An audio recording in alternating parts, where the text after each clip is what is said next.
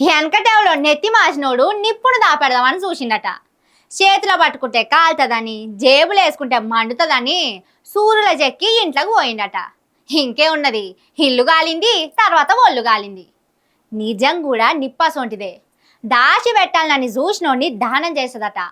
బనకచర్ల మీద ఎన్ని అబద్ధాలు చెప్పినా నిజం బయటికి వచ్చి రేవంత్ రెడ్డి తెలంగాణకు చేస్తున్న ద్రోహాన్ని ఇప్పి చెప్పి ఇజ్జత్ తీస్తున్నది.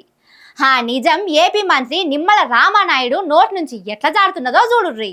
మీరు ఏదైతే పోలవరం బనకచర్ల మరి ఏదైతే సముద్రంలో వృధాగా కలిసిపోయేటువంటి నీటిని ఉపయోగించుకుని అత్యంత ఫ్లోరైడ్ వెనుకబడినటువంటి రాయలసీమకు 200 టీఎంసీలని రిజర్వ్ చేయాలని ఏదైతే పోలవరం దగ్గర మీరు చూస్తూ ఉన్నారు. ప్రతి సంవత్సరం కూడా 3000 టీఎంసీ నీరు వృధాగా బంగాళాఖాతంలో కలిసి అవు సారు వృధాగా పోతున్నాయని అందరు అంటున్నారు. కానీ మీరేం చేయబోతున్నారో అది చెప్పుండ్రి ముందు. గోదావరి నీరు వృధాగా సముద్రంలోకి పోతూ ఉంది. అవకాశం ఉన్నంత వరకు తెలంగాణ ఉపయోగించుకోండి, అవకాశం ఉన్నంత వరకు ఆంధ్రప్రదేశ్ రాష్ట్రం ఉపయోగించుకోండి. అల్టిమేట్ గా ఆ వృధాగా పోయే నీరుని ఉపయోగించుకుని తెలుగు ప్రజలందరూ కూడా బాగుండాలనే ఆలోచన మేము కూడా వ్యక్తం చేసినటువంటి పరిస్థితి. ఖచ్చితంగా రాబోయేటువంటి రోజుల్లో సిడబ్ల్యూసీకి అన్నింటినీ కూడా పర్మిషన్ తీసుకుని ఆ పర్మిషన్స్ ప్రకారమే ఆ యొక్క ప్రాజెక్ట్ ని నిర్మాణం చేస్తామన్న విషయాన్ని సందర్భంగా తెలియజేసుకుంటూ, ఇన్నరా పోలవరం బనకచర్ల ప్రాజెక్టును ఖచ్చితంగా కట్టి తీరుతారట. అంతకంటే ముందు ఎంత తీయగా మాట్లాడుతున్నాడో ఇన్నరా. వృధాగా పోతున్న నీళ్లను 2 రాష్ట్రాలు ఉపయోగించుకోవాలి, బాగుపడాలి అన్నట్టు చెప్తున్నాడు. అవును వాడుకోవాలి గాని అది ఎప్పుడు?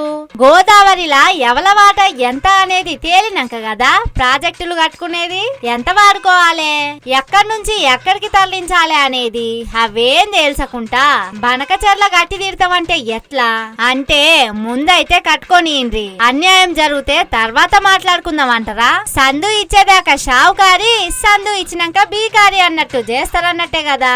మీరు ఇంత మంచిగా బనకచర్ల కట్టి తీరుతామని చెప్తుంటే మా సీఎం రేవంత్ రెడ్డి సారు బనకచర్ల ముచ్చటే లేదంటున్నాడు. మా సీఎం సార్ కు తెలంగాణ సోయి లేదంటారా? లేకుంటే మీరే నోరు ముయించిండ్రా? ఏదైతే మొన్న జరిగినటువంటి ముఖ్యమంత్రుల సమావేశంలో కూడా చంద్రబాబు నాయుడు గారు కూడా చాలా క్లియర్ గా చెప్పినటువంటి పరిస్థితి.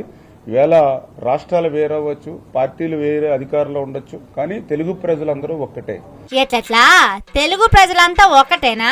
ఈ మాట ఎప్పుడో ఇన్నట్టు కొడుతున్నది. తెలంగాణ ఉద్యమ కాలంలో మీ ఆంధ్ర లీడర్ల ఆయుధం తెలుగు ప్రజలంతా ఒక్కటే అనే మాట.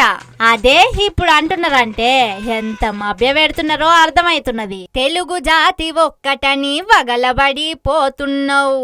అయ్యా జాతి ఒక్కటైతే మమ్ము గోతిల ఎయ్యాలనుందా? భాష ఒక్కటైతే నన్ను బాధ పెట్టాలనుందా అనే పాటలు మళ్ళా వాడుకునేటట్టు చేస్తున్నారు. మీ సీఎం కుట్రలు చేస్తుంటే మా సీఎం సార్ మాత్రం గంగిరెద్దు తీరుగా తలకాయే ఊపుతున్నాడు. మీరు ఎంత బొంకాలని చూసినా నిజాలు బయట పడతాయి. మీ కుట్రలు కూలగొట్టే రోజులు దగ్గర పడ్డాయి మంత్రి గారు. ఇంటోన్ని బయటోన్ని తరిమి కొట్టే రోజులు దగ్గరనే ఉన్నాయి అని అంటున్నారట పంటలు ఎండుతున్న తెలంగాణ రైతన్నలు.